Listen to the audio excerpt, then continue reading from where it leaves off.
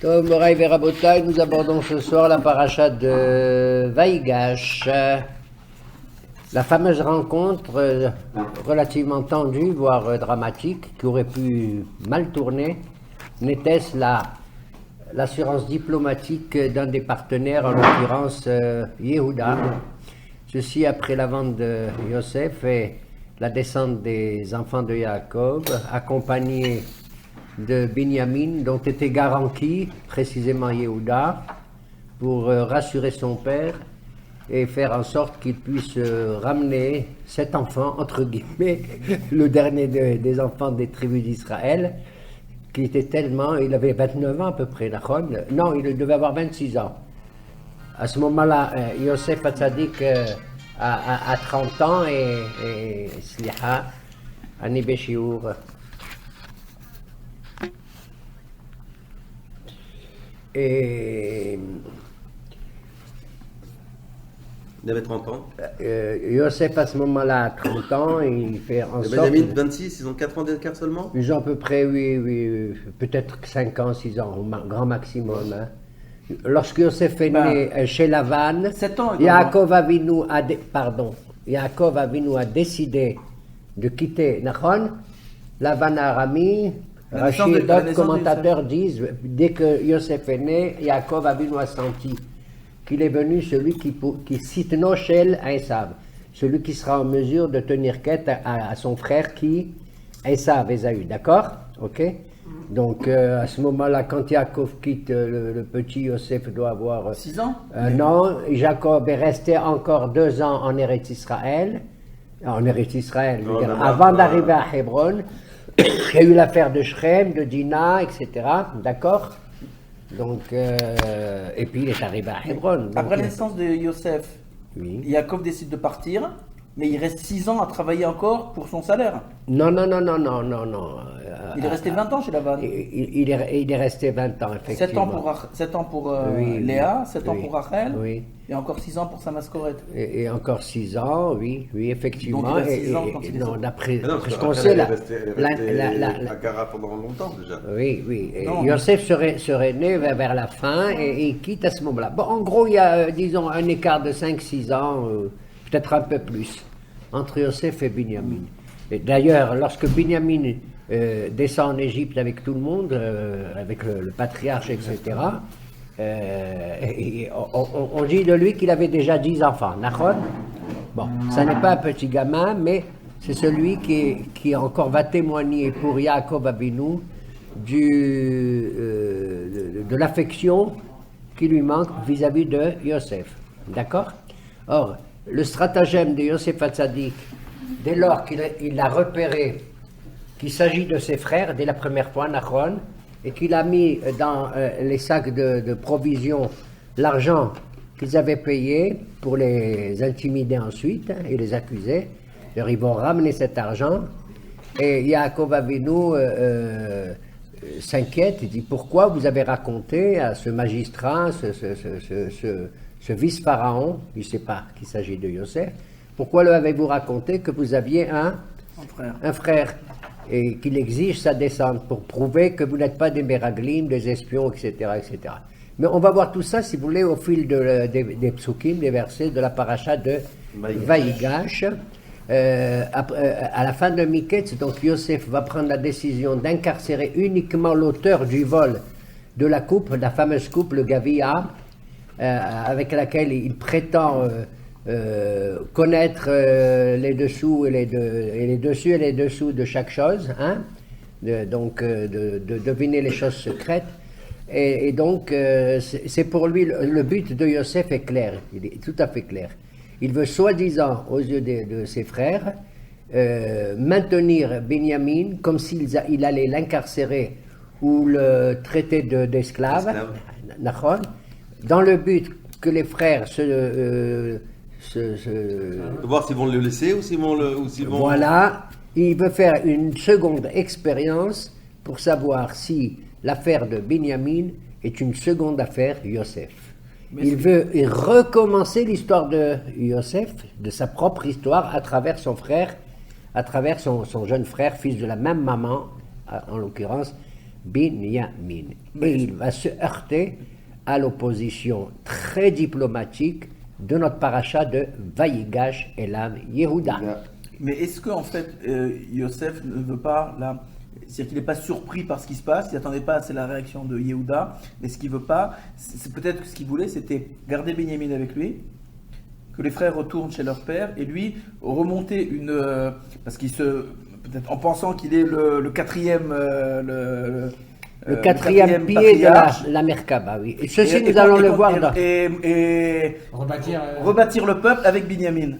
Nous allons voir ceci dans le texte et ajouter effectivement quelle est l'idéologie de Yosef par rapport à Yehuda. D'accord?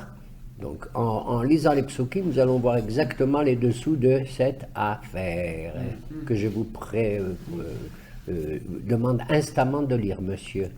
Vayigash Elav Yehuda, Vayomer.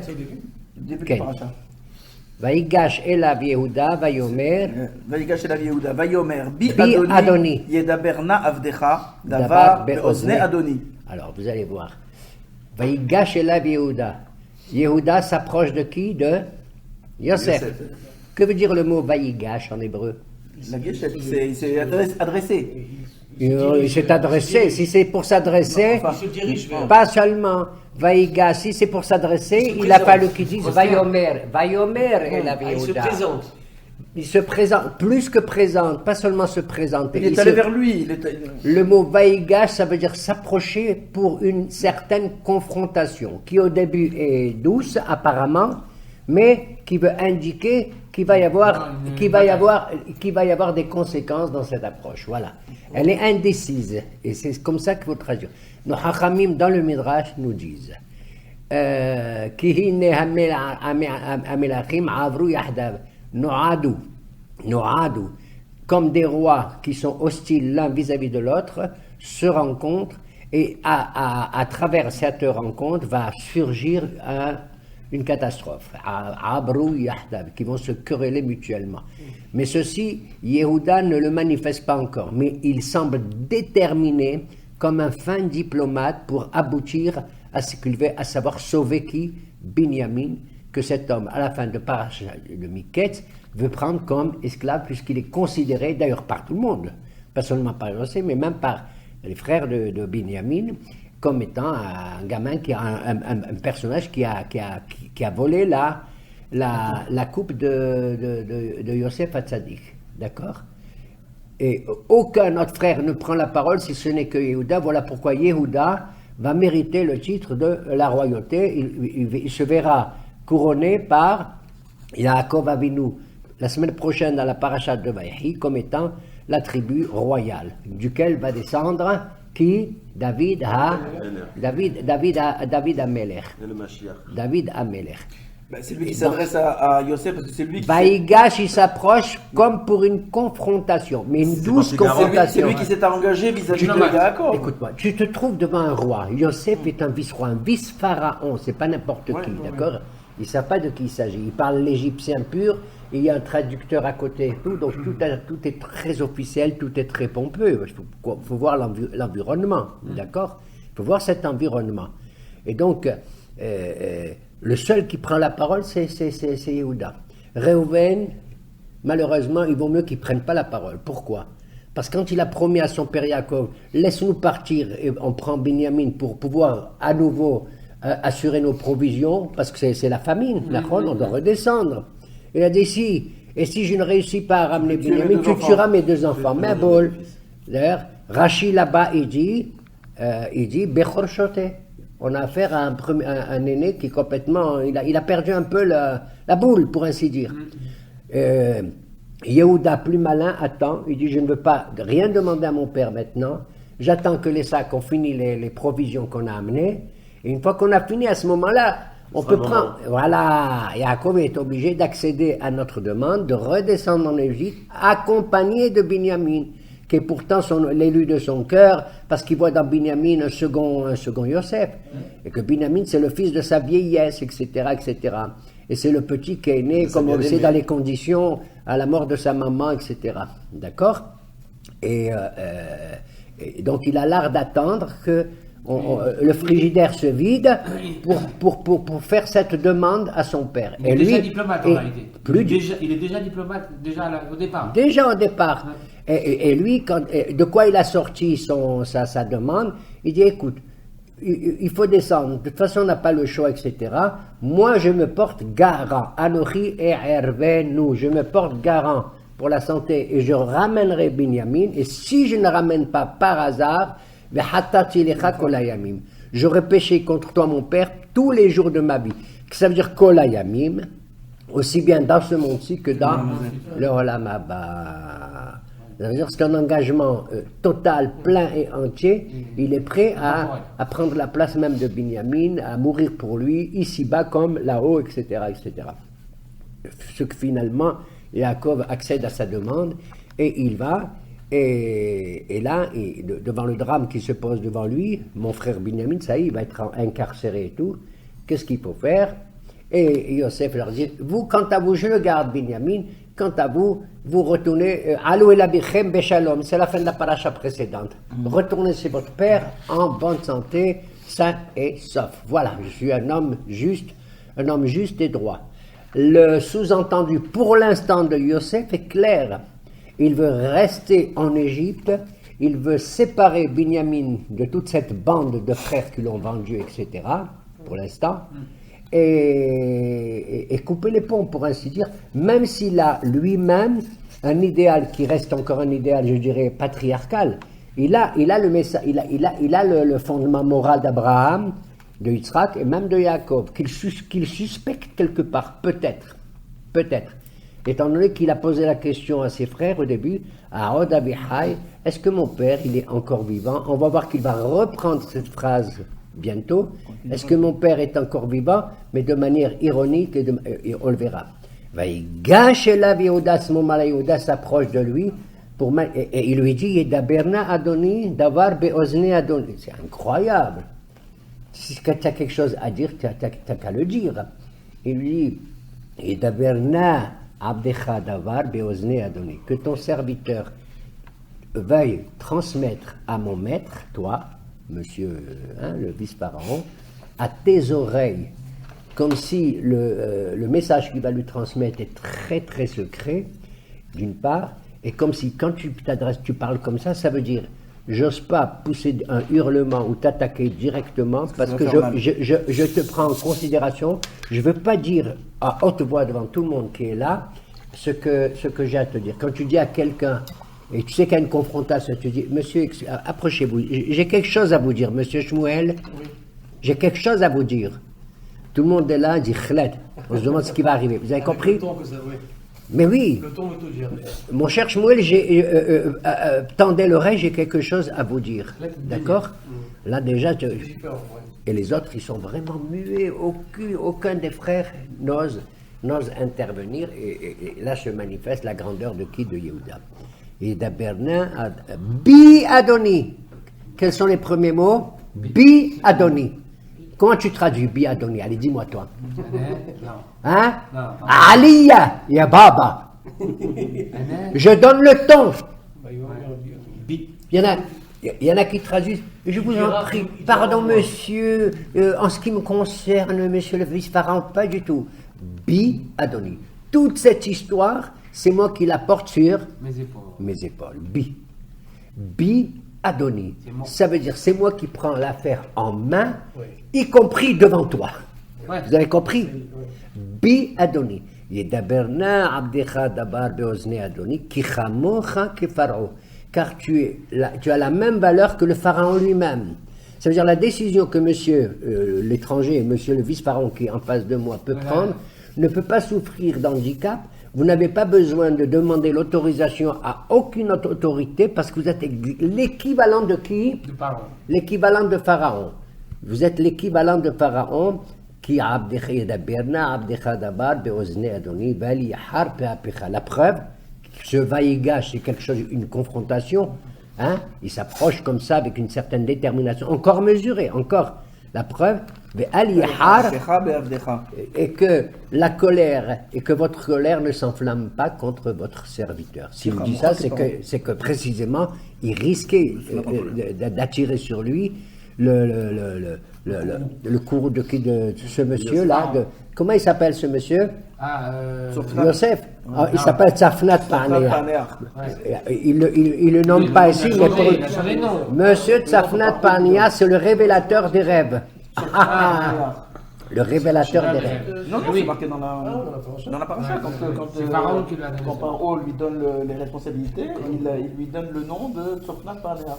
C'est celui qui résout le révélateur des rêves. Les énigmes. Le révélateur des rêves. Qu'est-ce qui se passe dans cette affaire? Depuis la paracha de Vayeshev, Miketz et tout, on voit que Yosef joue un rôle important et il va être élevé à un degré sous-jacent, sous-entendu. Exactement, tu as fait allusion un peu à ça. Qu'il va être pour l'instant, pour ainsi dire, le 4e pied de la Merkaba, quelque part.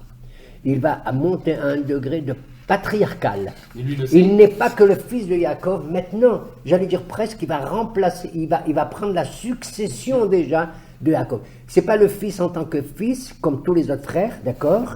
C'est celui, pour l'instant, dans son idéologie actuelle et sa position actuelle, qui est arrivé à un degré merveilleux. La preuve, les kabbalistes, la preuve, c'est qu'au niveau de la Kabbalah, dans les sphirotes, les sphères kabbalistiques, il y a Abraham, Yitzhak, Yaakov, Hetzed, Gebura et Tiferet.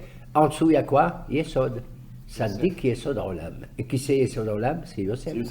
C'est le seul fils qui mérite d'avoir une place dans le monde kabbalistique, dans les sphirotes, d'accord? Dans les sphirotes là-bas.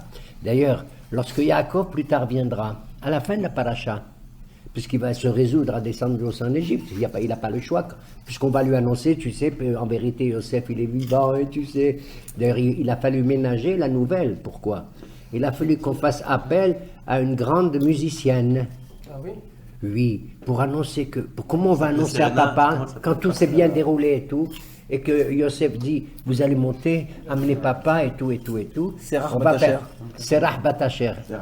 La fille d'un des enfants de Yaakov, Asher, qui est une grande musicienne, elle s'est mise à prendre le oud, la guitare et le violon.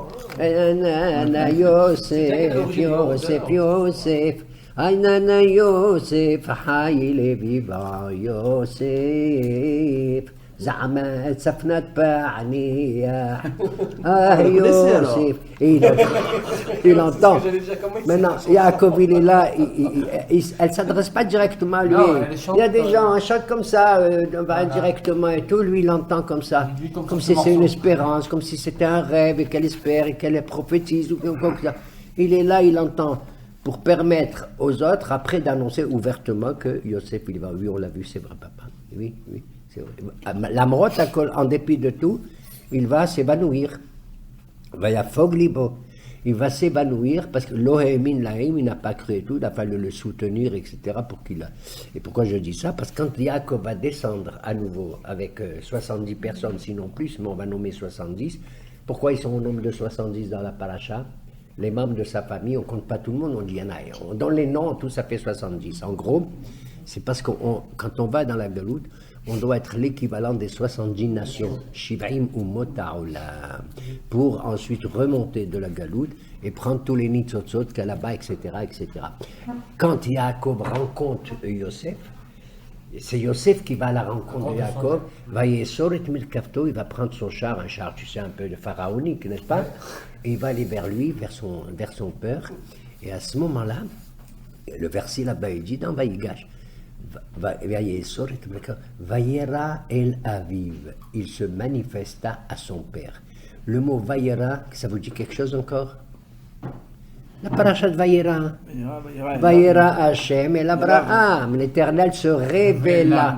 Pour Yaakov, la première image qu'il voit de son fils Yosef qui est apôtre, ça veut dire Yosef s'est révélé à son père. Ça veut dire c'est comme une espèce de révélation prophétique, divine. Et à ce moment-là, Yaakov est là. Qu'est-ce qu'il fait, dit Rachi et d'autres? Il est en train de réciter le Kriyat Shema. Dis-moi, c'est l'heure de faire le schéma. C'est l'heure de faire le schéma. Ton fils, il arrive et tout. C'est de la. Hein? Je peux mourir. Non, parce qu'il a refait la hardoute. Non, il s'approche. Non, ça veut dire il s'approche. Maintenant que j'ai vu Yosef, je peux mourir. Parce que quand est-ce qu'on fait le schéma? Avec les yeux fermés. C'est d'accepter et la mort et la vie. Une chose et son contraire, monsieur. Quelle est la phrase du schéma, monsieur Shmuel? Schéma Israël Hashem Elokeinu Shem Echad. Ehad. Or, dans quoi tu vois l'unité? Dans l'unité, pas du tout. Dans les oppositions, Dans le bien et dans le monsieur. mal. Dans le bien et dans le mal. Dans le jour et la nuit. Dans la mort et la vie. Voilà pourquoi on récite quand le schéma, monsieur, d'après la halakha? Le matin à l'aurore, pour la séparer de la nuit, et le soir, à Arbit, pour la séparer du jour. T'as compris? C'est la frontière entre le jour et la nuit. Parce que qu'est-ce qui se passe? Les gens qui voient le jour, ils disent, ah, c'est le jour qui est le bon Dieu. Les gens qui voient la nuit, ils disent, mais non, c'est la nuit qui est le Abraham bon Avinu. Dieu. Et bien, histoire d'Abraham Avinu, etc. Alors la Torah va te dire, une des mitzvahs essentielles, c'est de maintenir l'unité dans toutes les situations. Les situations ensoleillées et les situations, malheureusement, qui sont sombres.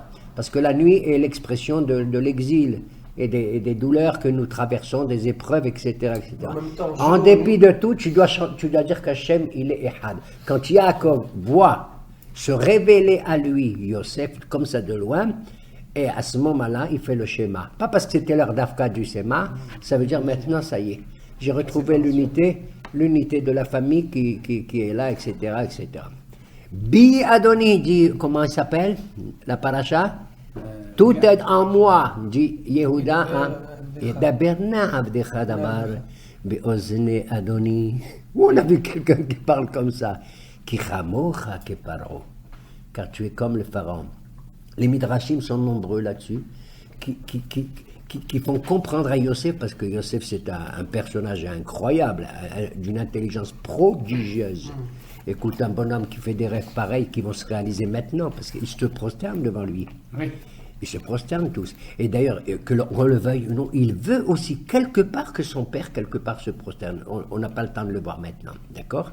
Non pas parce qu'il veut soumettre Barminan son père, parce que les rêves qu'il a fait sont des rêves prophétiques, où il pense que le judaïsme, dit Yosef, même avec ce qui m'est arrivé, le judaïsme doit trouver ses racines quelque part pour jouer un rôle dans la Gola. Or, la plus grande Gola du monde à l'époque, c'est laquelle? Les Amériques de l'époque, c'est l'Égypte. D'ailleurs, Yosef, il dit à ses frères, au début, quand il les accuse d'être venus et tout, Ki meraglim atem, vous êtes des espions, hein? Batem lirot et ervat haaretz. Vous êtes venus voir la nudité du pays. Ouais. Or, le mot erva en hébreu, c'est pas d'afka la nudité, c'est pas dans ce sens qu'il faut le comprendre. Le mot nudité, ça veut dire le centre même de la procréation. C'est pas au sens négatif qu'il a dit, le mot erva. Vous avez compris? Le mot erva ici veut dire, c'est vraiment le centre économique procréateur du monde entier. Vous êtes venus donc pour nous espionner et piquer notre force économique, etc., etc. Exactement. Batem lirot et ervat haaretz. D'accord? Donc le but de Yosef, pour l'instant, Il s'adresse à eux en quelle langue? en égyptien. En égyptien. Il y a un traducteur Oui, à ils ont un côté. traducteur, hein. Et probablement c'est un de ses enfants. C'est Ephraïm ou Ephraïm, c'est Ménaché. C'est probablement Ménaché. Il y a un traducteur. D'accord? Il y a un traducteur. Et jusqu'à présent, encore une fois, étant donné que Yosef, pendant 22 ans, n'a 22 pas ans. adressé un seul email, À son père. un seul iPhone Il n'y à avait pas de son wifi, père. il n'y avait pas de wifi Ni là-bas. WhatsApp, rien. Arrête! Tu prends un chameau, en 10 jours, tu arrives à Hébron, monsieur. Bon, même pas, en moins. En gros. Surtout si tu es avec des cavaliers égyptiens et tout, et tu avertis ton père. Le fait qu'il n'ait pas annoncé à son père, en dépit de toutes les épreuves qu'il a eues ensuite, de la dignité qu'il a obtenue, est clair. C'est une énigme. Cette énigme est claire. Mais, C'est une faute on quelque peut part, supposer non? que Yosef suspecte également que son d'être, père... La complice. partie du que complot. son père a fait, qu'on le veuille ou non, au dernier moment fait partie du complot, en dépit du fait qu'il avait accordé au rêve qu'il avait fait une certaine importance. La preuve, c'est quoi? C'est qu'il a envoyé à Shrem, à 100 km de Hébron, sachant très bien que ses frères le détestaient terriblement. Oui, Il a jeté Yosef, pour ainsi dire, c'est Dans ce la que gueule pense du loup. Joseph, dans la gueule du loup. Mais c'est peut-être aussi. Ouais, mais c'est pas pour qu'ils se retrouvent entre eux, Mais qu'ils c'est- soient c'est- plus. C'est Il est peut-être. possible que les frères de Yosef, pendant ces nombreuses années, ont on parlait de leur frère de Yosef en termes péjoratifs. Et on réussit peut-être à persuader Yaakov que vraiment, s'il a disparu, tant mieux, parce qu'il aurait semé la pagaille dans la famille. Tu sais, papa Yosef, c'est un deuxième Ishmaël. Tu sais, papa Yosef, qui c'est? C'est un deuxième Issa. Vous avez compris? Tu as vu le comportement qu'il avait? La hauteur, le playboy, etc., etc. Tu te souviens de ses rêves, papa? Tu te souviens? C'est pas possible. Qui c'est qui peut se permettre de parler comme ça? Et de faire et de vouloir que ses frères se prosternent devant eux avec ses gerbes. Et toi, papa, le soleil et la lune, maman, elle est morte, il continue. Il fait un deuxième rêve, il raconte à voix haute. C'est pas seulement qu'il raconte le rêve, il fait des commentaires sur les rêves. Il parle énormément. C'est écrit, vous vous rappelez, ils l'ont détesté pas seulement al-halomotav, et al-debarav. Oui, aux paroles qu'il a dit. Tous les commentaires qu'il fait. Abondamment, il les a soulignés et tout. Mais attends, il manque de psychologie ou quoi? Or, de la part de Yosef, c'est un rêve prophétique. Un rêve prophétique, donc, il a hérité de qui? De son père? Papa Yaakov aussi a fait son premier rêve, son rêve.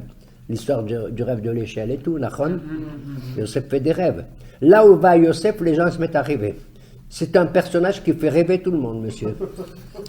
Oui, monsieur. Parce que même quand il est jeté en prison, hein, dans cet univers tout noir, il y a deux ministres qui arrivent, monsieur. Les chansons et le panetier. Qu'est-ce qu'ils ont fait?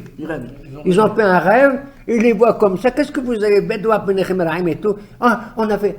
Et il lui raconte. Or, en vérité, un rêve, tu ne le racontes qu'à un ami. Ne raconte pas n'importe qui ton rêve. Ne raconte pas qu'à des gens que tu aimes, qui sont proches de toi, qui apprécient ce que tu es, qui veulent que le rêve soit bon, halom tov, tu comprends? Alors, il s'adresse à celui-là, dont ils ont vu le succès et le rôle qu'il joue déjà même en prison. À peine il arrive à être considéré comme un prisonnier vulgaire, il est le patron de la prison elle-même, à s'occuper de tous les détails que pose cet univers-là. On lui confie toutes les missions, d'accord? Des ministres du pharaon qui lui confient leurs rêves. Et il se trouve que ces rêves s'avèrent exacts. Dès que comment il s'appelle, les chansons quittent, il est libéré. Qu'est-ce qui se passe? Il a oublié Yosef. 2 ans après,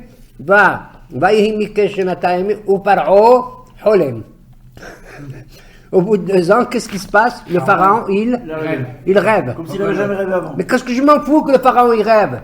Dites-moi, vous rêvez pas, vous, non? Tout le monde rêve. On est tous des gens très bien. D'ailleurs, la Gemara a dit, je vous l'ai déjà dit, Sheba Yalin Bali Pakedra.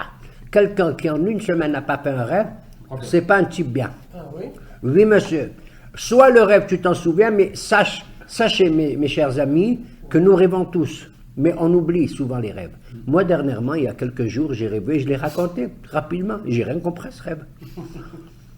Pourquoi? Je n'en sais rien. J'ai rêvé d'un rabbin. Voilà, en 3 secondes. J'ai rêvé d'un rabbin très célèbre dont j'ignore tout de lui. Mais immensément célèbre. Il s'appelle le Hazonish. Je n'ai rien lu de lui. Je sais que c'est un gadol, c'est clair et net. D'ailleurs, vous savez, quand on porte un talit katan, il a des dimensions humaines, je dirais. Mais le Hazonish qui demande à ce qu'on fasse un talit katan, crois-moi, c'est 2 fois plus, 3 fois plus long, d'accord? Donc, ouais. Hazonish a des rigueurs très, très, très importantes au niveau de l'Acha. Ben, j'ai rêvé comme ça dans le truc. Il avait une apparence loin d'être un rabbin, mais je savais que c'était lui. Il me l'a dit. Il avait une apparence d'un juif très simple. Vraiment d'un homme, je ne sais pas moi, qui travaille plombier ou électricien, j'en sais rien. Et il ramassait des trucs comme ça, comme ça. Un carreleur plutôt. Ou un carreleur. Et il m'a dit, enfin dans mon rêve, il m'a dit qu'il était le Hazonish. Il m'a dit, écoute-moi, comme ça il m'a dit, sache que moi j'ai étudié la Torah, mais je m'arrête, j'ai décidé d'étudier la Torah uniquement jusqu'à l'histoire de Yosef. Pourquoi j'ai fait ce rêve, je n'en sais rien. Pourquoi le Hazonish, je n'en sais rien. Parce que moi-même, on est tous pris par cette histoire de Yosef, c'est vrai. Il me dit, j'arrête la Torah. Pour moi, la Torah, elle s'arrête à l'affaire de Yosef. C'est comme si, jusqu'à Yosef, tout était contenu. Même ce qui a écrit après, le Tanakh, Yoshua, Shoftim, tout ce que tu veux, toute la Bible et la Gemara, elle est jusqu'à Yosef, ce personnage. Vous comprenez? Et je me suis... L'importance de Yosef. Je me suis levé. Voilà le rêve que j'ai fait.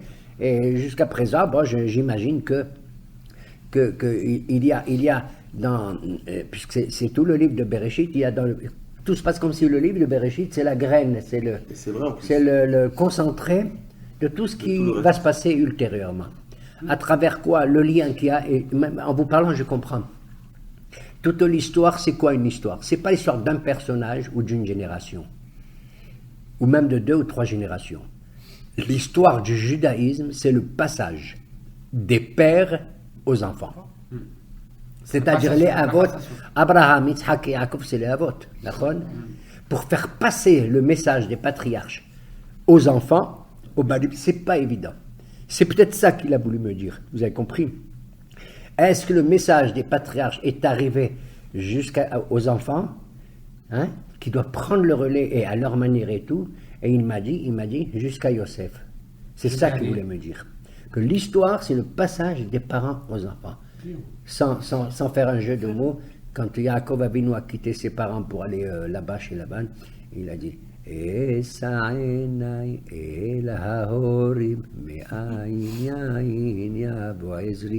je lève mes yeux vers les montagnes, j'ai fait exprès. Et les Harim. Il y a un midrash qui dit la Harim. Les montagnes, c'est les parents. Et la Harim et les Harim, d'où viendra mon aide, etc. Quand il y a le passage des pères au fils, le judaïsme est assuré. Voilà pourquoi il m'a dit, je comprends maintenant. Tu vois, c'est Keilouj, si je m'arrête à étudier jusqu'à Yosef, ça veut dire que j'ai le concentré de tout le reste. J'ai le concentré de tout le reste. Ve'eshiv lev abot al banim, ve'lev banim al abotan. C'est quoi la fin de toute la Torah, monsieur? C'est le prophète Malachi. Lorsqu'il y a un habit avec le Mashiach et tout, il dit, il ramènera le cœur des parents sur les enfants, et les enfants, d'abord les pères, et les enfants sur les parents. C'est la dernière phrase pratiquement de toute la Bible, dans la bouche du prophète, Mal-Ari, à son dernier chapitre, 3e. D'accord? Alors donc, cette confrontation entre Yehuda et Yosef va essayer de nous faire comprendre jusqu'où peut aller la philosophie, jusqu'où peut s'exercer le message du judaïsme. Est-ce selon la philosophie de Yosef qui veut installer, je dirais des keilotes, des communautés en exil, et faire passer maintenant, coûte que coûte, le message traditionnel des pères, parce qu'il a Yosef est un bon juif, attention. Hein. D'ailleurs, quand Madame Potiphar, Petit Four, elle lui fait ce qu'elle lui fait, d'accord? Hein? Et quand le ministre qui raconte au pharaon qui a rêvé de ses vaches et tout, d'accord? Qu'est-ce qu'il dit ce ministre? Oui, maintenant je me rappelle, je me souviens, j'ai commis une erreur. Yeshlanu Na'ar Eved Ivri. Il avait en prison avec nous un jeune, Na'ar, c'est Eved, esclave, Ivri, hébreu. Il doit trouver les 3 qualités qu'il ne fallait pas dire, d'accord? Les mamaches, les 3 qualités qu'il fallait pas dire. Donc on voit qu'en dépit de tout, Yosef, en dépit de tout, a maintenu son identité d'hébreu, d'accord? Puisqu'on le traite de ça. Alors parce que Madame Petit Four aussi, elle a dit pareil, c'est un hébreu, etc. Alors que Moshe a dit que c'est un égyptien. Ishmitzri, il ne réagit pas. Alors Yehuda commence maintenant, il s'approche, comme on l'a dit, de Yosef. S'approcher, ça veut dire qu'il y a une confrontation entre deux visions du judaïsme. Même la formulation. Deux visions du judaïsme. On le verra plus tard parce que Yosef, pour l'instant, je dis bien pour l'instant, c'est pas définitif. Pour lui, le judaïsme doit passer par l'Égypte parce que premièrement, c'est sa destinée personnelle qui a été mise en jeu, puisqu'il a été vendu, jeté et tout, d'accord? Et que c'est pour lui l'occasion de faire fermenter l'Égypte à travers le message universel qu'a envoyé Abraham, Yitzhak et Yaakov, d'accord? Mais là, il va être confronté avec un autre personnage qui s'appelle Yehuda, pour qui, non, le judaïsme, c'est vrai, doit étendre son influence à partir de qui? D'Eretz Israël, qui mitzion, etc. Udbar Adonai, Yerushalayim. D'accord? Il y a l'expression Et l'enjeu entre les deux, c'est incroyable. C'est Binyamin, d'accord? Qui va prendre Binyamin de son côté? Est-ce Yosef, parce qu'il est le fils de sa mère, et parce que, est-ce que c'est le deuxième Joseph ou pas? Ou est-ce qu'il y a Yehuda qui va prendre Binyamin? Or, nous voyons, mes chers amis, dans l'histoire ultérieure, lorsqu'il y aura, hélas, le schisme du temps de Yeroboam ben Nebat, c'est-à-dire la séparation du royaume d'Israël avec le royaume de Juda. On connaît tout ça, Nachon, Ouais. les 10 tribus qui vont être plus tard exilées, tout et tout. Et que là-bas, un prophète annonce qu'il faut qu'il y ait une séparation. De quel côté se trouve Binyamin finalement? Yehuda. Avec Yehuda. Avec Yehuda. Nachon, le royaume de Juda tient avec. Et où se trouve, mesdames et messieurs, le temple Kodesh de HaKodeshim. Jérusalem? Kodesh HaKodeshim Nachalat Binyamin. Le temple. Nahalat Binyamin. Pas tout le temps, pas tout le. Il y a un petit morceau que Yehuda il a.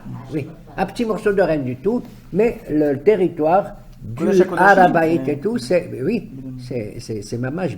D'ailleurs, dans la bracha qui recevra la semaine prochaine, Binyamin Zera, Baboker Hofef alav kol hayom ou ben ketefav shachem. La Shekhinah, la présence divine, elle le survole tout le temps, kol hayom, et entre ses épaules, elle se repose. C'est quoi les épaules? Dans les épaules, c'est une petite montagne là, une petite montagne là, et une cavité ici où il y a le cou, d'accord, où se trouve la Shekhinah, c'est-à-dire la terre. D'accord? Kemirdal David Savarech. On compare la tour de David est comparable à ton cou. Dit le Shirachirim, cantique des cantiques, qu'on récite le vendredi soir. Pourquoi le cou? Des rabbins comme le Maral Prague et d'autres, ils disent pourquoi ils parlent que la tour de David, il passe au Beth Amikdash, c'est comme le cou, le tsavar, parce que le tsavar, c'est le lien entre la tête et le corps. Entre le spirituel et le maté. Vous avez compris? D'accord? Et c'est exactement Binyamin qui, précisément, dans cette affaire, dans cette confrontation entre Yehuda et Yosef, qu'est-ce qu'il dit Binyamin? Qu'est-ce que dit Binyamin dans cette affaire, Rien. puisqu'il est concerné? Rien. Il n'ouvre pas la bouche. Rien, mais évidemment, on n'entend jamais. Il n'ouvre pas la bouche. On en reparlera à Pourim. Pas la bouche, comment ça se fait? Il n'ouvre pas la bouche. Suspecte-t-il quelque chose? Nos maîtres nous disent que Binyamin savait depuis longtemps que Yosef était vivant. Ah, Oui, monsieur. Je ne sais pas d'où ils l'ont sorti, mais ils nous disent que c'est une des raisons pour laquelle il n'ouvre pas la bouche et il se demande dans quel événement historique va survenir la confrontation entre son frère Yosef et lui. D'accord? Continue. Mais il y a que l'expression, la même expression, on l'avait retrouvée déjà sur le Vaïgash d'Abraham Avinu. Oui. Vaïgash Abraham, à propos de Sdom, quand Abraham Avinu fait un Massa au matin, Exactement. il se met dans la même situation. Oui, oui, mais je vous Le ai rap- dit, le Midrash dit qu'il s'agit de deux confrontations entre deux pouvoirs monarchiques qui vont s'empoigner, d'accord? Mais dans la gesticulation de Yehuda, c'est tout à fait fin, tout à fait extraordinairement diplomatique. Continue le deuxième verset au moins. Adoni sha'al et avadav lemor. Hayesh lachem av ou ach. Il lui dit, il va récapituler tout ce qui s'est passé avant. Monseigneur a posé des questions, nous a demandé, est-ce que vous avez un père ou un frère? Il n'a pas posé la question. Il a posé la question, est-ce que vous avez un père? Si. Yosef? Oui, Yosef. Mais il n'a pas dit le frère. Non, pas moi, parce que oui. Et il n'a pas demandé à ce moment-là si vous avez un frère. il demandait Et le c'est- C'est eux qui l'ont dit. ils l'ont C'est dit. eux qui ont dit, Ils l'ont on dit. a Ils un volontaires père, pour le dire. il est vieux, le pauvre, et tout ça, et c'est une afsho keshura ben afsho, etc., Ça, c'est vraiment- etc. Hein? Oui, et c'est eux qui annoncent, on a un père et un frère. Et c'est le reproche que fait Yaakov plus tard. Ouais, pourquoi vous l'avez dit vous avez dit que vous avez un frère? Mais bleed, vous êtes geek, vous êtes bleed. Fait la boulette. Et c'est à cause de ça que maintenant, il vous demande de descendre le jeune. Benafsho, Keshura Benafsho, c'est ce qu'il va dire Yehuda. Tu nous demandes, toi, monsieur Tzafnat, de prendre Binyamin. Mais tu ne sais pas que la Neshama de mon père, elle est attachée avec la Neshama de ce Binyamin. Et Binyamin, il est là. Ah, c'est Non, pas mais la Keshura, valeur numérique. Keshura, quelle est la valeur numérique? 611. Le Kaf et le Kouf et le Shin, ça fait On combien? vous fait 400. confiance, on vous fait confiance. Au lieu de Kouf et Shin, tu mets un Tav qui veut dire 400, ça fait quoi? Keshura, tu mets un Tav à la place du Kouf et du Shin. Torah. Voilà. Voilà un homme intelligent, c'est le seul de toute l'Assemblée. Je vote pour lui. Vous pouvez rester, hein, c'est pas grave. C'est le premier de la classe. Non, non, vous pouvez partir les autres. Non, non, je me suis train de des choses. Non, Mais mais la Ta'ana- Shura, c'est-à-dire, son âme, elle est attachée par quoi? Parce qu'il aime les élèves bien, il aime les soufganiotes, parce que sa maman lui fait des mon petit. Pas du tout. Keshura, ça veut dire Torah, vous avez compris? Il est lié à lui par. C'est le vrai descendant. Voilà ce qu'il va dire Yehuda. Continue. Mais la ta'ana des Bnei Yaakov, c'est de dire, c'est Ishelokim, on peut rien lui cacher. Si on lui avait pas dit, il nous aurait dit pourquoi on lui a pas dit. Oui. Il sait tout. Mais il y a un Midrash qui raconte, il dit, mais tu sais, demande à ton serviteur, à toi, ça va faire rire. Il dit, tu racontes à tout le monde que tu es, Yehuda, il dit à Yosef, tu racontes à tout le monde que tu es un homme qui est ménahèche, qui connaît la vérité, qui connaît les dessous de chaque chose et tout, hein, d'accord? Alors, c'est pas vrai. Il dit, pourquoi? Il dit, c'est pas vrai du tout, parce que si tu es un homme qui devine tout, quand tu as envoyé ce monsieur-là pour vérifier si on a volé l'argent et si qui c'est qui a volé la coupe, il aurait dû s'attaquer, ouvrir d'abord le sac de coupe du dernier, de Binyamin. Or, quand on voit dans le texte là-bas, il a commencé par le plus grand. Il a commencé par le plus grand, le deuxième, le troisième, Smata, oublie, jusqu'au dernier. Tu vois le suspense qui a rien. Quand ils ont vu la coupe chez Binyamin, les frères, ils ont dit Gennaf ben Gnava, tu es un voleur, fils d'une voleuse. Sa mère, elle avait joué. Parce que Rachel, elle avait volé, entre guillemets, les théraphim de Lavan, d'accord? C'est pareil, ça veut dire, c'est gêné. Il n'est pas gêné, il est génétique, tu as compris? Tu n'es pas gêné du tout, toi, Binyamin, c'est génétique. Ils étaient en colère contre Binyamin. Dire quel tracas tu nous as foutu et tout et tout. Donc les autres, presque, peut-être qu'ils sont prêts à l'abandonner, Binyamin. Qui c'est qui? Yehuda. C'est Yehuda. Il est C'est mon garant. frère. Il est garant. Il est garant, continue. Parce qu'il sait tout ça, il sait. Il n'est pas égaré, il est garant, j'ai dit. Bon, Vayomer el Adoni. Vanomer el Adoni. יש לנו אב זקן וילד זקונים קטן ואחיו מת ויוותר הוא לבדו לאמו ואביו אהבו. On a dit, oui, nous avons un père, nous avons un frère, on vous a dit, monsieur, etc. Or, cet enfant, il a 10 enfants, lui-même, Binyamin, et il est resté seul pour sa maman. Mais c'est faux, ça, non? Non, oui. Il va y batter, rouler, Levado, les לאמו immo, ואביו. et son père, il adore. Quand tu dis ça à Yosef, c'est clair. Son père, il adore. Et regarde, Yosef, quand il regarde Yehuda dire ça, qu'est-ce qu'il se dit? Espèce d'hypocrite, va. Ouais, toi, Tu es en train de me dire que le papa, votre papa, il adore le petit parce que c'est le fils de sa vieillesse, et son père, il adore, il est resté pour sa maman, alors qu'il sait très bien que la maman, elle est morte et tout. Ça veut dire qu'il est attaché même à la mémoire de sa mère, tu entends? Moi, je pense, excusez-moi, la mère, elle est morte. Là, moi, je crois dans Hayat HaMetim. Ce garçon que tu vois, Vaïvatero Leimo. S'il vit encore, il a encore une étincelle de sa maman en lui. Yosef, il le regarde comme ça, il dit, son père, il adore sa maman, il est encore attaché à une maman qui n'a même pas vu les sorties de bébé de son ventre et tout, et tout, et tout. Dites-moi, mais tu sais, il se retient encore, il le laisse parler, hein. Il est fort, le Yosef aussi, tu sais, il le retient. Bravo, hein. Il attend quand est-ce que ça va exploser, quand est-ce que ça va... l'affaire, il sent que l'affaire va, ça y est, elle va arriver à sa fin, c'est pas possible, c'est pas normal, et tout. Ah, son père, il adore, hein. Il est pour sa maman et tout. Il a envie de dire, et moi? Et il va dire un peu plus tard, il va dire, mon père, il est vivant. Dis-moi, après tout ce qui s'est passé pour le premier Binyamin, pas ce Binyamin que je vois là maintenant, que tu es en train de défendre comme un... Parce que Yehuda, dans le Midrash, il raconte qu'il était tellement comme ça, qu'il a dit, il aurait prétendu, par sous-entendu, dire à son frère Yosef, tu sais à qui tu as affaire? Tu sais à qui tu as affaire? Je suis un lion. Gourarié Yehuda. Ah! Si je rugis, je fais tomber tout. L'autre, là, Yosef, il a dit, fais attention, moi j'ai des cornes, je suis un taureau. Bechor shuru hadarlo. Tout ça est en sous... C'est fantastique. Psychologiquement, je deviens dingue.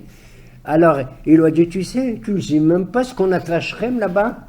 Tu n'es pas au courant? On a écrabouillé la ville de Shrem et tout. On a écrabouillé. Alors Yosef lui dit, qu'est-ce que tu as écrabouillé toi? Qu'est-ce qui s'est passé après? Tu as quitté tes frères et t'ont abandonné parce que tu n'as pas été capable de sauver ton frère. Tu aurais pu le sauver. C'est vrai. C'est vrai que tu n'as pas voulu comme tu es et tout, et que tu as dit, mais jetons-le plutôt dans le citerne. dans le puits. Mais si tu avais voulu, les rabbins reprochent à Yehuda, si tu avais voulu, tu aurais pu sauver ce frère-là et tout. Tout ça en sous-entendu, tout ça en sous-entendu. Et il dit, tu sais comme je suis capable, j'ai le feu de Shrem qui est en moi. T'écoutes, madame là-bas. Yehuda, il dit, le feu de Shrem est en moi encore. Yosef, il lui répond, lui dit, tu sais quel feu tu as en toi? Le feu de madame Tamar que tu as voulu brûler. Tu entends? C'est le feu de Tamar. Et moi, j'ai écrit un article et j'ai dit, c'est le feu de Tan Tamar, oui. De Sama. Non, mais c'est comment il le sait pas. Ça s'est passé après que Yosef soit parti en Égypte. Mais oui, c'est maintenant, sous-entendu, après qu'il est parti en Égypte. On est en Non, Égypte. Yosef connaît pas l'histoire de Tamar. Ça, il est passé dernièrement. Yosef, il est prophète, il est à Baba, il fait des rêves, il est au courant de Ah, tout. Yosef. J'ai dit tout ça, ce sont des sous-entendus. D'accord? Continue. Vatomer el avadecha, oriduhu elai, vasima eni ela. Tu nous as dit à nous, tes serviteurs, de descendre ce Binyamin. Je veux simplement jeter un regard. Asima aini ala. Je vais mettre mon œil sur lui. C'est-à-dire, je veux prouver que ce que vous avez raconté est vrai. Voilà, on l'a amené, c'est tout. Continue. Vanomer el adoni. Et nous avons dit, tu as dit, nous avons dit. Lo yuchal Comme on dit chez nous, Qalli ou Qaltilak. Je lui ai dit, il m'a dit. J'ai dit et fait. Quelle langue c'est En anglais. On y dit. Qalli ou Qaltilak. Alors, j'ai dit- I said and you said. Mr. Shmuel. يفهم ويطل يهرب. Vanomer el adoni. Lo yuchal הנער לעזוב את אביו, ועזב את אביו ומת. On a dit que ce jeune, là, il est grand comme tout le Binyamin. Tu sais, vite là, il ressemble à un loup. S'il abandonne son père il va mourir. Et Yosef, il le regarde. Ah, son père, il va mourir. Ah, ce deuxième Yosef. Hein. Continue. ותאמר אל עבדיך, אם לא ירד אחיכם הקטון איתכם, לא תוסיפו לראות פניו. On a dit, tu as dit, si votre frère ne descend pas, vous ne regarderez pas mon visage. Ça veut dire ni vous mangez, ni rien du tout. Bon, Continue. c'est vrai même pas. Rien. ויהי, כי עלינו אל עבדך אבי, Et quand on est monté voir ton serviteur, notre père, ונגד לו את דברי אדוני. nous avons tout raconté ce que tu nous as dit. ויאמר אבינו, שובו פר שבו ילדים. לנו בית אוכל. Retournez, ramenez-nous comme des provisions car il y a la famine. ונאמר, Et on a dit, לא נוכל לרדת אם יש אחינו on הקטון ne peut pas איתנו. descendre si notre petit frère ne vient pas avec Ve- nous. ve- On a dit, tu as dit, on a dit. Tu as vu? Il fait toute la conversation, vous avez remarqué? Oui, on fait tous les Il paroles. ne laisse pas parler Yosef. Tu as dit, et on a dit. Peut-être que Yosef, il veut dire, tu as dit comme ça. Et nous, on a dit, tu as dit ou pas? Et on a dit, et je te dis aux oreilles, attention, continue. וירדנו, כי לא נוכל לראות פני האיש, ואחינו הקטון איננו איתנו. Voilà. Voilà. L'enjeu, c'est encore notre petit frère, notre petit frère. Continue. ויאמר עבדיך, Il a dit ton serviteur, אבי, mon père, אבי אלינו, Ça me אתם coûtait cher ce Ce Avdecha, oui. mon père. אתם ידעתם כי שניים ילדה Yalda לי li אשתי, Vous savez très bien, dit notre père, que ma femme, elle a eu deux deux enfants. enfants. ויצא האחד מאיתי, ואומר, אך טרוף טורף, ולא ראיתי עדנה. L'un des deux m'a quitté, je ne sais pas, et je me suis dit, il a dû être dépouillé, dévoré par un lion, par une bête sauvage. Il raconte ça à Yosef. D'accord? ולקחתם גם את זה מעם Et si vous פניי, prenez celui-là encore de mon visage, de mon vivant, mais in panay, ça ne veut pas dire seulement mon visage, de mon vivant, וקראו אסון, et qu'il lui arrive barminan un malheur, והורדתם את צבתי ברעה vous ferez שעולה. tomber ma vieillesse dans le malheur et dans l'enfer. Pam, pam, pam, pam. Et vous avez remarqué qu'à chaque fois, Yehuda, quand il parle à Yosef, en parlant de son père, il dit Avdecha Abi, ton serviteur, mon père. Il a eu tort de dire ton serviteur. Mais il ne pouvait pas dire autrement. Il va le dire 5 fois, ça va être traduit 5 fois par le traducteur, donc 10 fois en tout, il traite son père de serviteur par rapport à Yosef. Officiellement et objectivement, c'est la vérité. Comme je vous ai dit, Yosef va prendre un relais énorme sur son père Yaakov. Énorme, énorme, énorme. De Yaakov, quand il va demander d'être enterré en Eretz Israël, à qui va s'adresser? À Yosef, etc. D'accord? Étant donné que pendant 10 fois Yosef entend Avdecha, ton serviteur, il va perdre 10 ans de sa vie. Il aurait dû vivre 120 ans, combien il va vivre? Que 110 ans. À cause de ça. À cause de ça. Parce que Yehuda. Pourtant, il ne peut pas le faire autrement. Il a une place de vice-roi à ce moment-là. On lui fait aucun vol. Mais elle ne dit pas Avdecha, dit notre père. Pourquoi tu dis ton serviteur? Depuis quand Jacob il est le serviteur de truc? Lui, Yosef, il n'a rien dit. Il a rien dit. dit, Il a acquiescé. rien dit que ça avait été- Il fallait pas qu'il fait- acquiesce. ouais, mais bon, non. et les fils. Yosef, c'est vrai qu'il a rien dit, mais il aurait dû peut-être, sachant qu'il est quand même le fils de Jacob, lui. Les autres ne savent pas. Et tu dis non, ne S'il traitez balance- pas. s'il balance, Non, il- votre père n'est point. Non, écoute. Son plan de. Tu es français ou pas? Ouais. Moi, j'aurais dit, excusez-moi, monsieur, mais votre père n'est point mon serviteur. Soyez un peu plus délicat à l'égard de votre papa. J'ai entendu d'ailleurs parler, me semble-t-il, de lui. D'accord? Ouais. ואתה כבואי אל עבדיך אבי, והנער איננו איתנו, ונפשו Keshura Benasho. Et si je viens sans lui, son âme elle est attachée à son âme, ça veut Il dire va mourir. c'est fini. Continue, vite, vite, vite. והיה כראותו כי אין הנער ומת, והורידו עבדיך את שיבת עבדיך אבינו ביגון שאולה. Tu as vu, le père, et combien de fois on rappelle, et s'il n'est pas là, il va Je tomber, dis, il va aller en enfer, il va aller. Le Qui drame, c'est pire que Corneille et Racine, hein, je te jure. maintenant c'est pour lui. כי עבדיך הערב את הנער, Car ton ואם אבי serviteur, c'est לאמור, moi, j'ai אם pris. לא אבינו אליך, וחטאתי לאבי כל הימים. Et je me suis porté, monsieur, regardez-moi bien, Alors je maintenant, me c'est suis plus, porté on- garant sur mon frère. Moi et j'ai un même problème si dit- je ne le ramène pas. Oui, Hatati, Kol Ayami. C'est-à-dire, je suis prêt à combattre et dans ce monde et dans l'autre aussi, même dans l'Olam Haba. ועתה, Et maintenant, ישב נא עבדך תחת הנער, עבד לאדוני, והנער יעל עם אחיו. que ça veut dire Ve'ata et maintenant, mesdames et messieurs? Que ça veut dire Ve'ata? עתה, עכשיו. Non. Non. Oui, mais non. Ah, d'accord. Il y a À une l'instant pointe. présent. Encore quoi? Pas seulement et maintenant. Ouais, à l'instant présent. J'exige à la minute près. Ça veut dire Ve'ata. Maintenant, attention. J'exige que les choses doivent changer. Comme on dit, je veux maintenant et pas à un autre moment. C'est-à-dire, c'est la guerre, ça y est. Non, Fahmti? c'est pas la guerre. Non. Tu le renvoies, moi je reste, je suis Moi, tombé la là. décision, Moi, elle je est là. reste lui, non. Maintenant, c'est Ve'ata. Maintenant, tout ce qui s'est passé, tout ce que je veux que ça se réalise, tout ce que je viens de dire. Oui, Ve'ata. c'est pour ça que je dis ça, c'est la Exact. guerre. Voilà. C'est la guerre. Ça y est, on est rentré Ve'ata, en conflit avec etc., le roi. etc. Non, mais il le Ah, menace vous pas avez de vu? guerre. Il dit c'est moi qui reste esclave à sa place. Oui, Tu il dit discutes- ça. tu discutes pas. Oui, Oui, il dit. voilà. Mais Quand il dit mais qu'il oui. discute pas avec le roi, ça y est. Or, ce monsieur-là, Tzafnat Parnia, veut Binyamin. Ouais. Quand tu as dit Ve'ata, et moi j'exige, ik et nunc, comme on dit en français, ik et nunc, ici et maintenant. Tu entends? Oui. Que c'est moi qui prends la place de qui? De Binyamin. Ce que Yosef ne veut pas. On a dit que l'enjeu, il est que moi je prends Binyamin, dit Yosef. Et je vais mener mon idéologie, je vais mener ma politique et tout, et vous, Barra, retournez chez vous. Il leur a dit à la fin de la paracha de Miketz. Est-ce que Yosef il parle? Vas-y, on termine par ça. כי איך אעלה אל אבי והנער איננו איתי, פן אראה ברע אשר ימצא את אבי. Je ne veux pas retourner sans Binyamin et voir le malheur dans lequel va tomber mon père. C'est la fin du discours de Yehuda. Allez, on termine avec Yosef. ולא יכול יוסף להתאפק לכל הניצבים עליו, Yosef n'en pouvait plus devant tout ce qui était là présent parce qu'il a parlé aux oreilles et tout le monde, tu sais, c'est un drame. Il n'en pouvait plus. Il avait la respiration coupée et tout.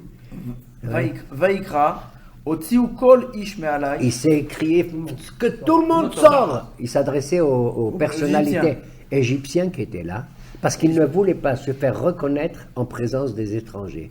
C'est hallo de la part, hein? Ouais. Et puis il avait peur. Mais il prend un risque, hein? Ouais. Parce que si tout le monde s'en va, c'est gardé, il a des gardes du corps et tout. On n'en sait rien, peut-être que les frères ils vont le bouffer à ce moment-là. ולא, Les ménagers sont restés avec lui. Ils sont restés avec eux. Ibrahim et Ménage, ils sont restés là. Certainement. Mais les autres, c'est des costauds, attention. Ouais. D'ailleurs, un Midrash raconte qu'ils ont dit à Yehuda, tu sais ce qu'on peut faire? Chacun, on va prendre un arrondissement du Caire, enfin de la ville d'Alexandrie, je ne sais pas où ils sont, de Goshen, de Ramsès. Et Yehuda a dit, ok, chacun un arrondissement, et moi je prends 3 arrondissements, moi tout seul. Et on met à 100. Qui a dit ça, 3 arrondissements? Tous. Les frères, en cas comme ça, si tu veux, on met l'Égypte à feu et à 100. Shimon, Il aurait fait sous... Il aurait fait... fait- Shimon est en prison. Il aurait fait... comment il est dirais-je? libéré. Shimon n'est plus en prison. Il va le faire libérer. Attends. Pas encore. Quand ils sont repartis. Dans le discours sous-entendu que j'ai signalé tout à l'heure, Yehuda aurait fait comprendre à Yosef, on peut mettre l'Égypte tout en sang. Et Yosef l'aurait fait dire, tu sais, le sang, ça vous connaît, vous. Je me souviens qu'un jour, vous avez présenté à votre père une tunique qui était pleine de sang. Oh, ça c'est la guerre. De la folie. Alors, Otsio Kolishma, faites sortir tout le monde qui sont en ma présence. Velo Hamad Ishito, Personne. Ivada Yosef Elechav. Personne n'était présent parmi les étrangers au moment où il va se faire reconnaître à ses frères. Oui. Vaïten et Kolo Bevechi, Waouh, waouh. Vaishmeu Mitzraim, Vaishma Bet Paro. Il a poussé un hurlement. Sa voix, elle était dans les larmes et dans les pleurs et tout. C'est tout ce qui s'est retenu À du tel peuple. point, il n'en pouvait plus. Il a explosé. Non, Il a mais- explosé. Yosef. Ah, ça y est. Non, c'est Yosef. Quand c'est tu Yosef. l'as vu, quand il a vu la détermination. Et maintenant il a explosé. Quand il a vu la détermination, le courage de ce Yehuda qui veut sauver le deuxième Yosef, il n'en pouvait plus. Il a éclaté en larmes. Et il paraît qu'on a entendu ces cris jusqu'au palais du pharaon. Il y a des midrashim là-dessus, mais je ne vais pas m'étendre, oui. Bah, Vaishmeu Mitzraim, c'est plus que Vaishma Bet Paro. Oui.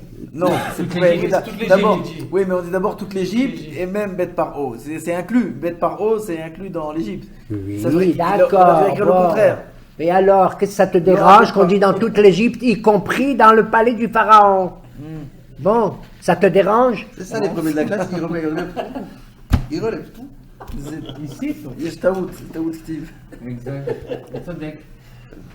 Vaillant. Parce que dans le palais du pharaon, il est bien protégé par les murs. Tu comprends? C'est Ah, comment on dit l'acoustique. l'acoustique. Ouais, Voilà. c'est isolé. Même en dépit de l'acoustique du palais pharaonien, il a entendu. Vayomer Yosef Elechav, Ani Yosef, Aod Avichai.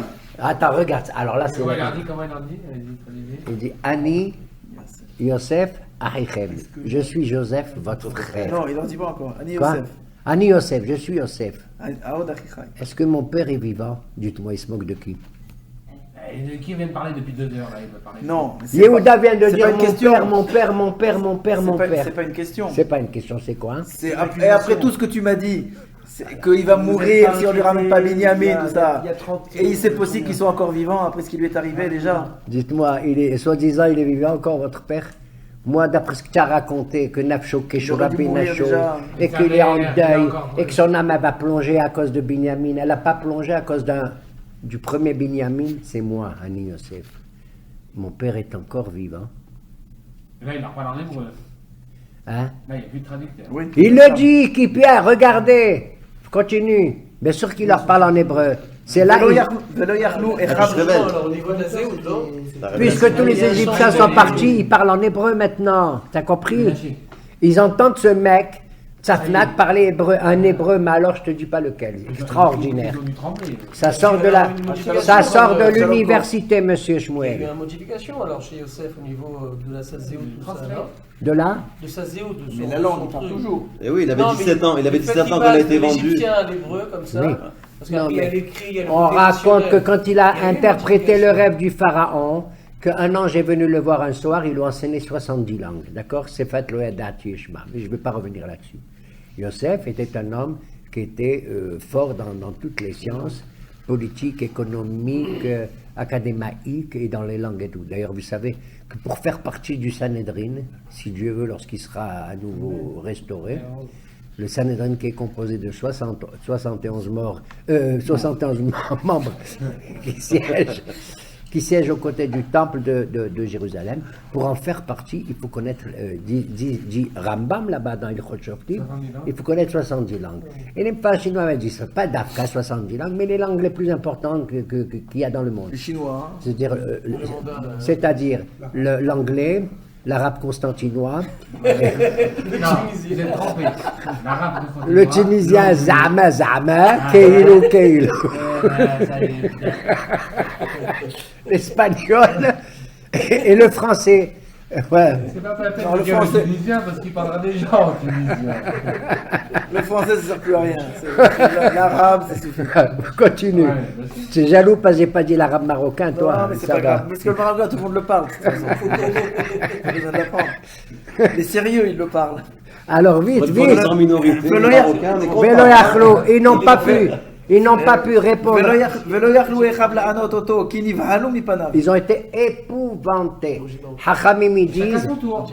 Oilo le otodin ota le otatochia. Malheur. Si les frères, ils étaient pétrifiés de cette information, comme ça, qui les a complètement pétrifiés, il dit, si devant un homme on est pétrifié comme ça, à la hadkam, avec à plus forte raison, lorsqu'on se trouvera devant le jour du jugement, le jugement dernier, le jour où on se verra, voir les reproches qu'on va faire sur notre existence et tout.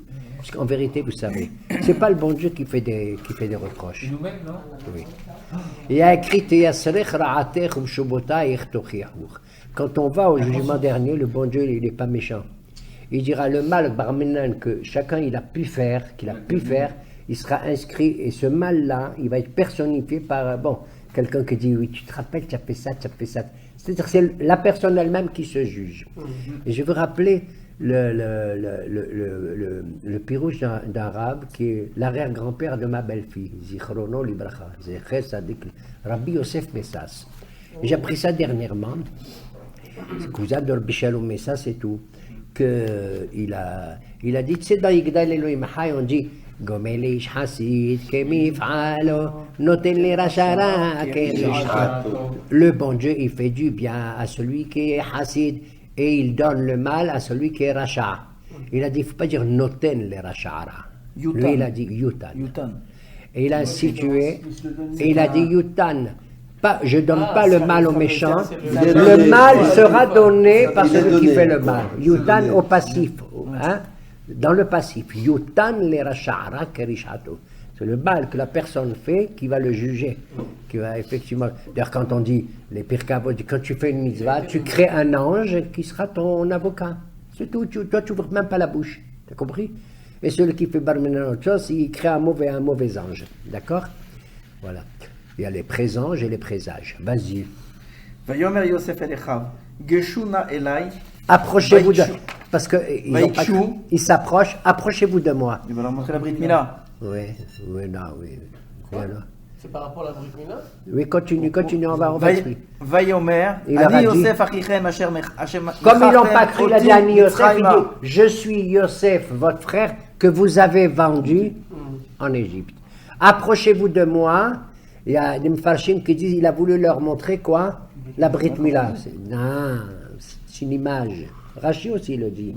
Mais c'est une image. Qu'est-ce que tu crois, Barmenan, il va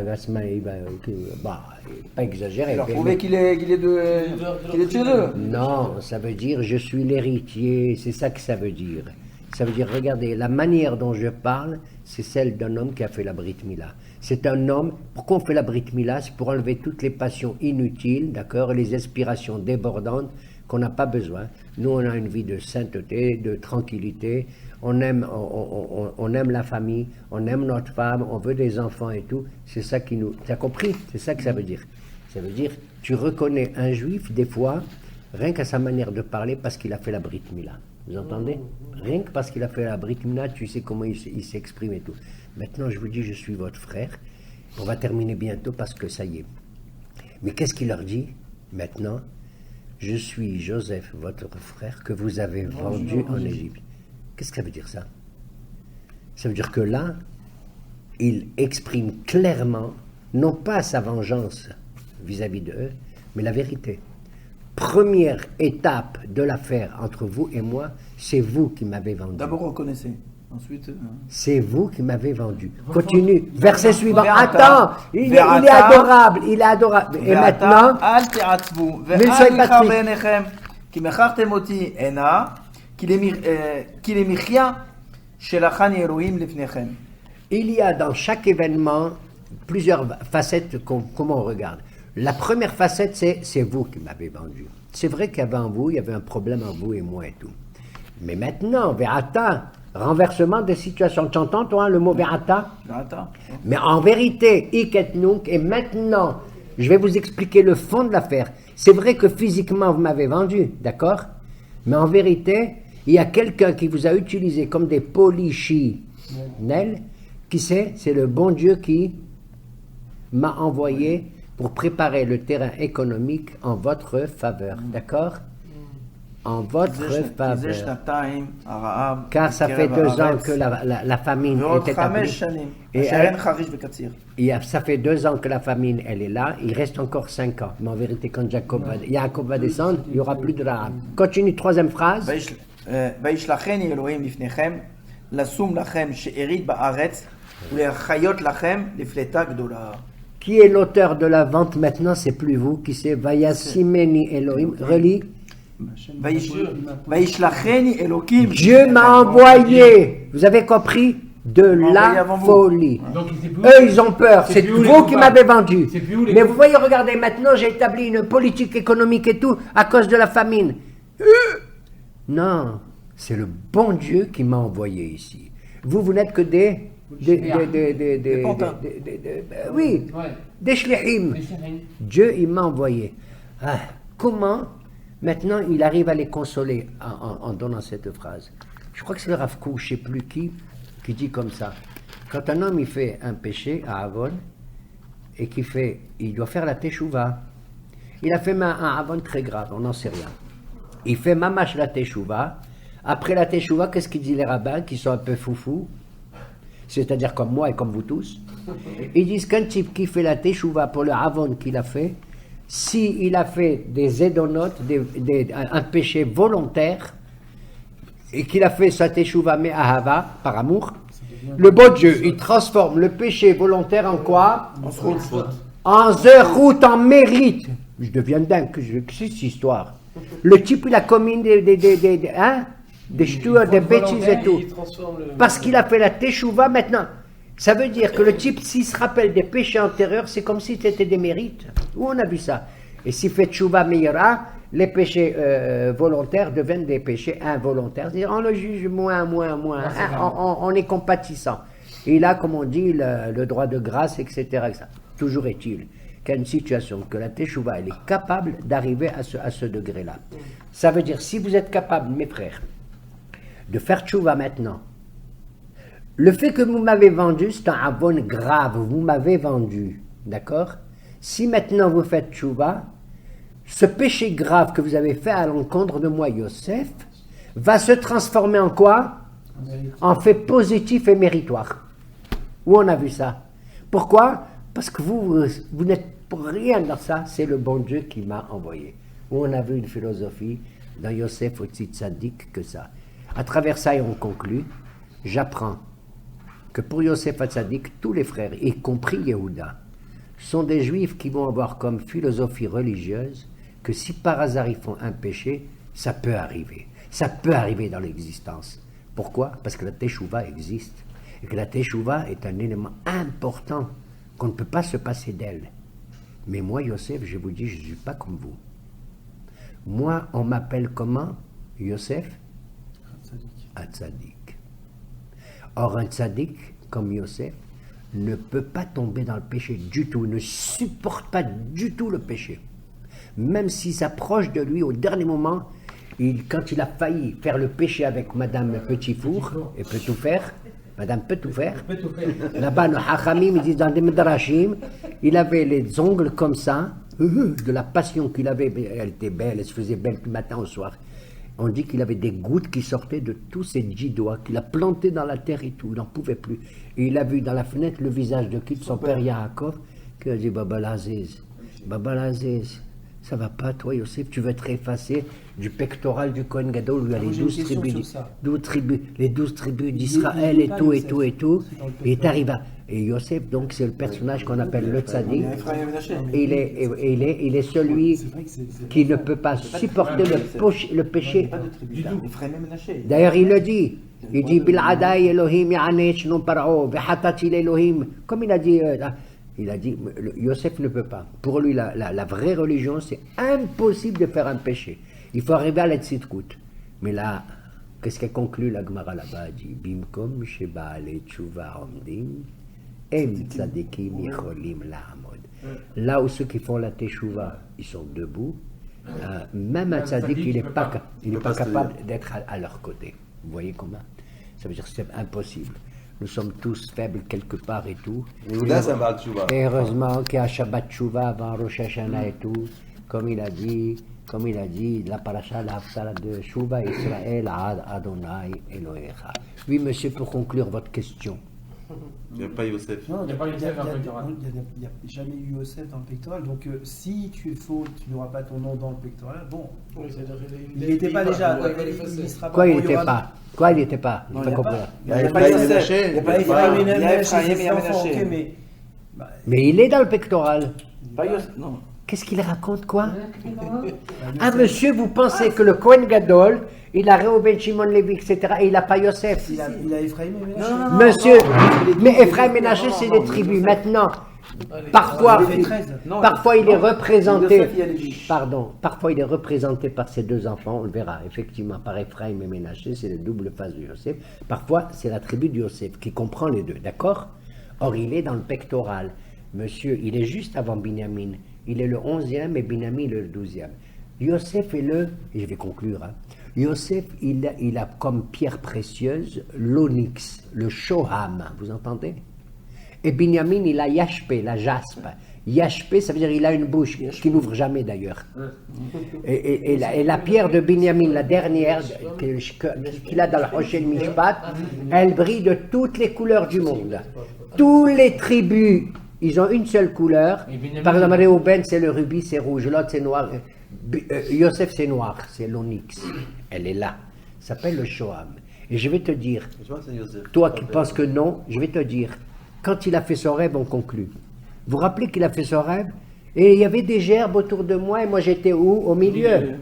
Comment il dit après, pour que les gerbes se prosternent devant lui, alors que la mienne, ve'ata, ve'alumati kama, ve'ram nisaba. Et ma gerbe à moi, dit Joseph dans son rêve, elle était kama, elle s'est levée, ve'gam nitzava. Mais elle était aussi beaucoup plus haute que les vôtres. Qu'est-ce que ça veut dire, monsieur? Ça veut dire que nous sommes tous kama, et moi, ma pierre, elle est avec vous, debout dans la poitrine. Mais sachez une chose, c'est le Shoham. Mais je suis aussi sur les épaules, en plus du Kohen Gadol. Qu'est-ce qu'il y a sur les épaules du Kohen Gadol dans le éphod? Abne Shoham, ve Abne Miluim, la éphod, ve la Hoshen. Tu entends, papa? Non seulement le Shoham, l'onyx, qui est la pierre de Joseph, Krama, Ramni Saba, mais également elle est présente là où les noms des 12 tribus sont également gravés sur le éphod, le éphod du Kohen Gadol. Baruch Adonai Leolam, Amen. Amen.